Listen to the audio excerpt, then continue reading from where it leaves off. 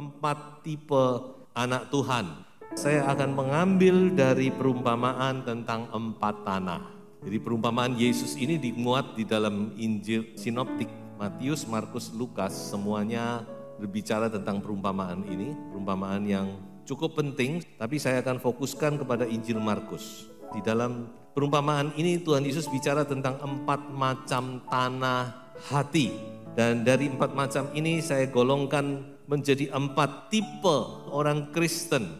Baik, kita langsung saja masuk kepada tipe yang pertama. Tentu adalah tanah yang pertama. Markus pasal 4 ayat 15. Orang-orang yang di pinggir jalan tempat firman itu ditaburkan, ialah mereka yang mendengar firman, lalu datanglah iblis dan mengambil firman yang baru ditaburkan di dalam mereka. Tipe yang pertama ini saya beri gelar, saya beri nama, adalah tipe orang Kristen yang tidak mau peduli dengan firman Tuhan, tidak mau mendengar firman Tuhan, tidak mau menerima firman Tuhan, tidak mau memperhatikan firman Tuhan. Itu diibaratkan sebagai tanah yang di pinggir jalan. Jadi ini adalah sikap hati yang acuh tak acuh kepada firman. Tidak mau memperhatikannya, tidak mau menerima, menyepelekan, meremehkan firman. Karena apa? Banyak hal, bisa juga karena merasa sudah tahu, merasa sudah mengerti, sombong secara rohani. Jadi ini bukan hanya bicara orang-orang yang baru percaya atau yang baru jadi anak Tuhan, tidak. Justru kadang-kadang orang-orang yang sudah lama percaya. Mereka merasa sudah mengerti semuanya, sombong secara rohani, menyepelekan firman. Nah ini saudara-saudara sikap hati yang tidak baik tentunya. Dan ini sudah dinubuatkan sejak zaman Tuhan Yesus, bahkan Yesaya yang menubuatkan. Dikatakan di dalam ayat ini yang diambil dari Yesaya pasal 6 ini sebenarnya. Pergilah kepada bangsa ini dan katakanlah, kamu akan mendengar dan mendengar namun tidak mengerti. Kamu akan melihat dan melihat namun tidak menanggap. Jadi ini orang yang mengeraskan hati. Kalau ayat ini dikenakan pada waktu itu kepada orang-orang Yahudi. Mereka mendengar tapi tidak mendengar. Mereka melihat tetapi tidak melihat. Ya mau gimana lagi, saudara? Makanya kita harus waspadai hal ini, saudara-saudaraku. Ya, sekali lagi ini bukan bicara tentang orang-orang yang baru percaya, tidak. Orang-orang yang sudah percaya, kita pun bisa mempunyai sikap hati seperti ini, saudara. Kita meremehkan firman Tuhan, kita menyepelekan firman Tuhan. Dan tentu sikap hati yang demikian tidak akan diberkati. Tipe anak Tuhan yang demikian tidak akan diberkati. Amsal 13 ayat 13 berkata, siapa yang meremehkan firman, ia akan menanggung akibatnya. Tetapi siapa taat kepada perintah akan menerima balasan. Jadi jangan sampai kita menyepelekan, ya seperti waktu itu orang-orang di Nazaret, waktu Tuhan Yesus datang memberitakan firman, mereka siapa ini? Ini kan tukang kayu itu, kok sekarang mau sok-sokan bawa no firman gitu ya, saudara. Akhirnya mereka ya tidak diberkati. Jadi inilah yang pertama, saudara, tipe anak Tuhan yang tidak mau menerima firman, yang tidak mau peduli, yang acuh tak acuh kepada firman Tuhan. Yang kedua adalah benih yang di tanah berbatu. Yang ditaburkan di tanah yang berbatu-batu ialah orang-orang yang mendengar firman itu dan segera menerimanya dengan gembira, tetapi mereka tidak berakar dan tahan sebentar saja. Apabila kemudian datang penindasan atau penganiayaan karena firman itu, mereka segera murtad. Nah, tipe yang kedua ini adalah tipe orang percaya yang tidak mau mendalam. Yang pertama tadi tidak mau peduli. Saya pakai kata tidak mau supaya saudara ingat. Yang kedua ini tidak mau mendalam, tidak mau berakar. Kaum mediocre katanya, kaum tengah-tengah saja. Ya ini juga banyak bukan? Mungkin saudara juga pernah mendengar Ya jadi orang Kristen boleh, ke gereja boleh, tapi nggak usah terlalu fanatik lah. Gitu. Mungkin saudara pernah dengar perkataan gitu. Biasa-biasa aja jadi orang Kristen itu nggak usah terlalu fanatik, seminggu sekali cukup. Yang lebih lucu lagi, saudara, saya pernah mendengar orang tua berkata gini, saudara-saudara. Enggak apa-apa anak saya ke gereja, tapi saya pesan jangan dibaptis. Terus kenapa? Karena saya kan enggak tahu besok dia menikah sama siapa. Jadi besok ikut suami lah. Cari Tuhan cuma ya sekedarnya saja. Besok supaya kalau dia menikah dengan agama ini ya ikut situ, agama ini ya ikut situ. Saudara, enggak bisa, cara demikian itu enggak bisa. Jadi kalau kita memang mau menjadi orang percaya, kita harus mendalam. Enggak boleh kita cuma sikap di permukaan saja. Tuhan Yesus berkata kepada murid-murid, pergi ke tempat yang dalam. Enggak boleh, saudara. Cuma dibuat formalitas saja. Nah ini saudara-saudara orang percaya tipe yang tidak mau mendalam. Dan Tuhan Yesus berkata, jelas di sini dikatakan, tipe yang demikian ada bahayanya karena tipe yang sedemikian bisa menjadi murtad. Jadi pada masa itu sudah ada orang percaya sedemikian. Kalau sudah baca di Yohanes pasal 6. Mereka berbondong-bondong mengikuti Tuhan. Mengapa? Karena mereka habis makan kenyang, dikatakan. Mereka menerima berkat lewat makanan kenyang. Tapi ketika Tuhan Yesus mulai bicara hal-hal yang dalam, Tuhan Yesus bicara tentang mana sorgawi, bahkan Tuhan Yesus bicara tentang tubuh dan darahnya, maka orang-orang ini tidak mau mendengar. Sehingga diakhiri dengan sebuah ayat 666. Mulai dari waktu itu banyak murid-muridnya mengundurkan diri dan tidak lagi mengikut dia. Murid-muridnya di sini bukan 12 murid ya, ini murid-murid secara umum. Ini bahaya memang, terutama untuk pelayan-pelayan tentunya, hamba-hamba Tuhan ya. Kalau kita memberitakan Injil, kita hanya bicara satu sisi. Kita hanya bicara berkat, berkat, berkat. Percaya Yesus diberkati, percaya Yesus ditolong. Saudara-saudara, mereka taunya enak percaya Yesus. Kenapa? Wah ditolong semua, diberkati. Kalau susah dihibur, kalau bangkrut diangkat. Nah ini bahaya. Seperti bangsa Israel waktu itu. Senang mengikut Yesus, kenapa? Karena kenyang. Gak ada makanan, Tuhan Yesus mengadakan mujizat. 5 roti 2 ikan mengenyangkan.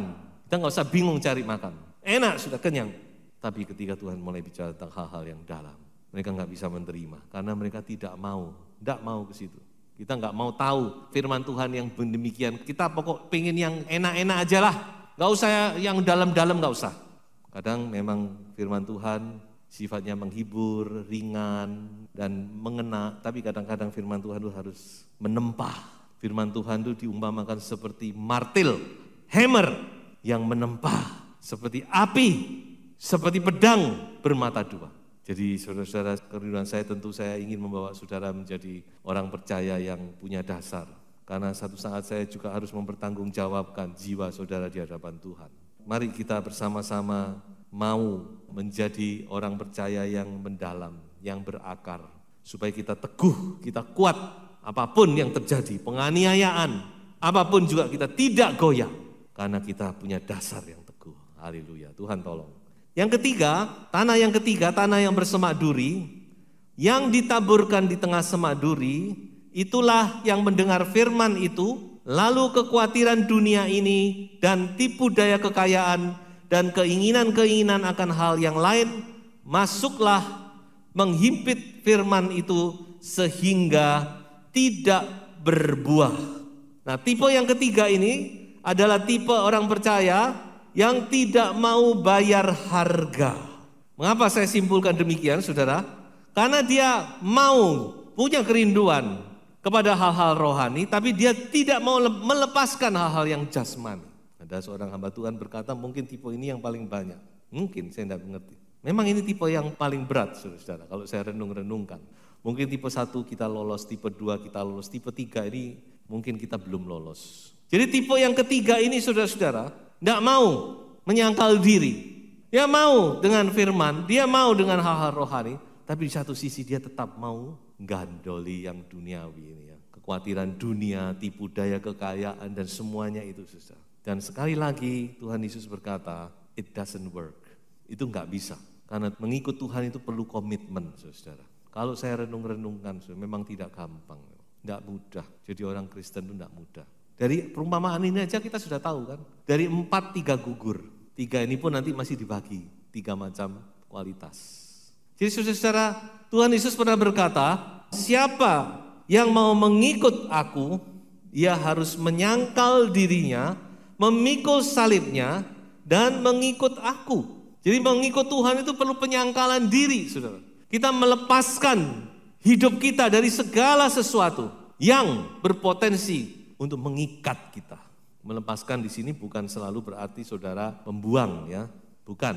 Tapi saudara tidak terikat hatimu, hati kita nggak terikat. Jadi mengikut Tuhan itu memang penyangkalan diri, jelas saudara-saudara. Ayat ini kan jelas sekali, ya, tidak ada yang perlu diterangkan. Jelas Tuhan Yesus berkata, barang siapa mau ngikut aku, dia harus menyangkal dirinya, kemudian memikul salibnya dan mengikut aku setiap hari sebenarnya. Ada kata setiap hari di Injil yang lain. Mengapa kita perlu menyangkal diri? Coba saya tunjukkan satu ayat lagi di dalam Matius pasal 7 ayat 14 dikatakan, karena sesaklah pintu dan sempitlah jalan yang menuju kehidupan dan sedikit orang yang mendapatinya. Jadi firman Tuhan kan jelas sekali. Mengikut Tuhan itu seperti kita ini masuk di jalan yang sempit. Dan semua orang gak mau jalan sempit, bukan? Kalau sana berkendaraan sudah tentu tidak ingin masuk jalan sempit. Jangan-jangan nanti tergores kendaraan kita. Tapi firman Tuhan berkata, mengikut Tuhan, jalan kepada kehidupan itu, sesak pintunya. Pintu yang sesak itu mempunyai konotasi bahwa kita harus melepaskan beban kita. Gitu? Gak bisa kita bawa ini, bawa itu, lalu kita mau masuk pintu, gak bisa. Atau kita sini bawa, sana bawa. Kita harus lepaskan, cukup satu. Dan sempit jalannya. Ayat sebelumnya berkata bahwa jalan yang lain adalah jalan yang lebar. Banyak orang melaluinya. Nah ini yang harus kita kejar. Saya berkata demikian bukan saya sudah bisa, tidak. Saya juga dalam usaha untuk bisa memenuhi panggilan Tuhan ini. Ada satu perumpamaan di dalam Injil Matius pasal yang 19 tentang seorang muda yang kaya raya. Dia seorang muda yang baik, bukan tidak baik, patuh kepada Taurat. Dan dia datang kepada Yesus. Rabi, Rabuni, aku ingin tahu gimana supaya aku bisa mencapai kehidupan. Saudara tahu ceritanya bukan? Dan terakhir Tuhan Yesus ngomong, kalau kamu ingin sempurna, kalau kamu ingin mencapai kehidupan, kamu jual hartamu, bagikan kepada orang miskin, dan datang ikut aku. Dan dikatakan, ketika orang muda itu mendengar perkataan itu, pergilah ia dengan sedih, sebab banyak hartanya. Sekali lagi saya bukan berkata bahwa saudara-saudara harus menjual harta saudara. Mungkin satu saat itu terjadi, karena di zaman Kisah Para Rasul itu terjadi saudara-saudara. Tidak menutup kemungkinan satu saat ketika Roh Kudus dicurahkan sedemikian rupa, hujan awal dan hujan akhir 2 kali lipat ganda dicurahkan kepada gereja-gereja akan dikembalikan kembali kepada zaman itu. Tapi kita mau belajar sejak dari sekarang untuk kita tidak terikat kepada semua yang kita miliki. Memang semakin kita memiliki, semakin sulit memang. Saya tidak mengurangi, tidak melebihkan, memang itu konteksnya. Makanya Tuhan Yesus bilang, sulit bagi orang kaya masuk kerajaan sorga. Lebih gampang unta masuk lubang jarum. Nah, lubang jarum di sini bukan lubang jarum yang saudara pakai untuk menjahit ya. Ini bicara tentang pintu kecil. Tiap kota itu kalau punya benteng, itu ada pintu besar, gate, ya, pintu gerbang besar. Tapi ketika hari sudah mulai gelap, pintu gerbang itu ditutup. Yang dibuka adalah pintu kecil, biasanya di sisi kiri kanannya atau mungkin di tengahnya. Ya sekarang kita juga ada ya, di rumah-rumah yang gerbangnya besar pasti ada gerbang kecilnya. Jadi kalau sudah mulai gelap, pintu itu yang dibuka. Sehingga ketika orang membawa binatangnya untuk melewati pintu itu nggak bisa. Apalagi onta, dia hanya bisa kalau bebannya dilepas dan onta itu harus merunduk pelan-pelan masuk. Dengan beban, dengan situasi gitu dia nggak mungkin bisa masuk.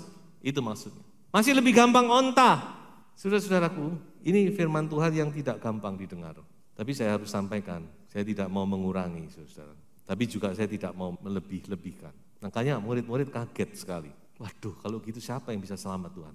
Dan Tuhan Yesus ngomong, bagi manusia memang tidak mungkin. Tapi bagi Allah segalanya bisa mungkin. Artinya apa? Keselamatan itu bukan usaha manusia. Keselamatan itu benar-benar karena kemurahan anugerah Tuhan. Jadi besok kalau kita sampai di sorga, kita benar-benar mengerti, bersyukur, kita bisa sampai di sana, saudara. Itu anugerah Tuhan.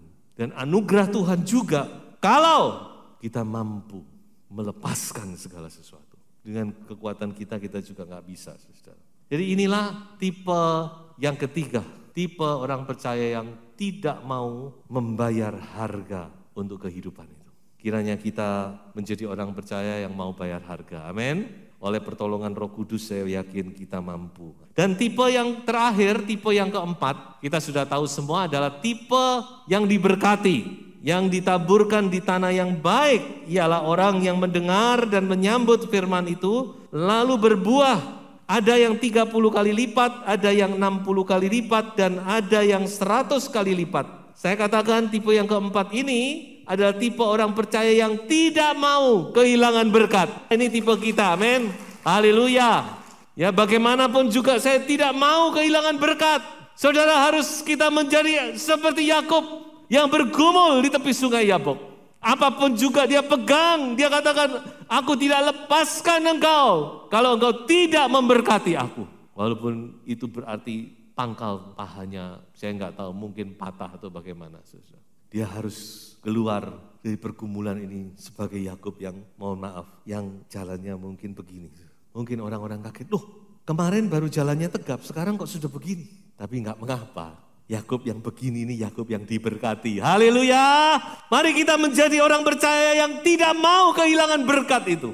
Yang seperti Yakub, aku tidak akan lepaskan engkau kalau engkau tidak memberkati aku. Haleluya. Berkat itu saudara-saudara, tentu saya tidak bicara berkat jasmani di sini. Berkat-berkat rohani, kehidupan yang kekal itu. Jangan sampai terlepas. Kita sudah berjalan begitu jauh, no turning back. Tidak ada jalan untuk kembali dan jangan sampai kembali. Maju, tidak ada jalan lain saudara-saudara. Apapun yang terjadi kita tetap maju, amin. Biarlah kita menjadi tipe yang seperti ini. Tipe orang yang benar-benar mau, rindu untuk mendapatkan kekekalan, mahkota yang kekal itu saudara. Dan tipe ini pun masih dibagi 3, 30, 60, 100. Saya coba renungkan apa ya pengertiannya ini. Dan ini yang saya temukan saudara-saudara, yaitu bagaimana sikap kita juga turut menentukan kita mau berkat yang mana nih, 30, 60 atau 100. Saya temukan ada 3 sikap kita, ya ini menurut saya ya, saya mungkin terlalu matematis ya, saudara-saudara. Tapi saya bayangkan begini, kalau 3 ini kita miliki, kita dapat 100 deh. Kalau cuma 2 ya 60, kalau 1 ya 30, kira-kira gitu saudara ya. Karena firman Tuhan juga tidak menjelaskan, dan ini yang saya dapatkan. Mari kita lihat 3 sikap kita ini. Yang pertama 30 kali lipat, 30 kali lipat itu dikatakan satu saja. Di antara 3 saya pilih yang pertama adalah dengan hati yang lapar dan haus. Tuhan Yesus berkata, berbahagialah orang yang lapar dan haus akan kebenaran, karena mereka akan dipuaskan. Jadi kita dengan hati yang lapar dan haus, kita mencari Tuhan. Dan ada janji di situ 30 kali lipat. Ya sudah banyak 30 kali lipat ya, yaitu kita dipuaskan. Haleluya. Tapi kalau mau lebih 60 kali lipat harus ada satu ini. Bukan hanya hati yang haus dan lapar, tetapi milikilah roh yang lemah lembut di hadapan Tuhan. Yakobus berkata, terimalah dengan lemah lembut firman yang tertanam di dalam hatimu, yang berkuasa menyelamatkan jiwamu. Roh kita harus roh yang lembut. Seperti tanah itu tanah yang gembur, bukan tanah yang keras. Tanah yang gembur, tanah yang mudah menghasilkan 60 kali lipat. Dan kalau mau 100 kali lipat, tambah yang ketiga, yaitu dengan iman. Ibrani 4 ayat 2. Kepada kita diberitakan juga kabar kesukaan sama seperti kepada mereka. Mereka di sini maksudnya orang Israel yang di padang gurun. Tetapi firman pemberitaan itu tidak berguna bagi mereka karena tidak bertumbuh bersama-sama oleh iman dengan mereka yang mendengarnya. Jadi tidak ada iman, saudara-saudara, itu juga kurang. Haus dan lapar, roh yang lemah lembut, dan kita harus percaya kepada firman. Amin. Kita harus terima setiap firman itu dengan iman percaya. Logos itu akan menjadi rema dalam kehidupan saudara, dan saudara pasti akan diberkati. Jadilah orang percaya yang mendapat berkat 100 kali lipat. Tuhan Yesus memberkati. Haleluya.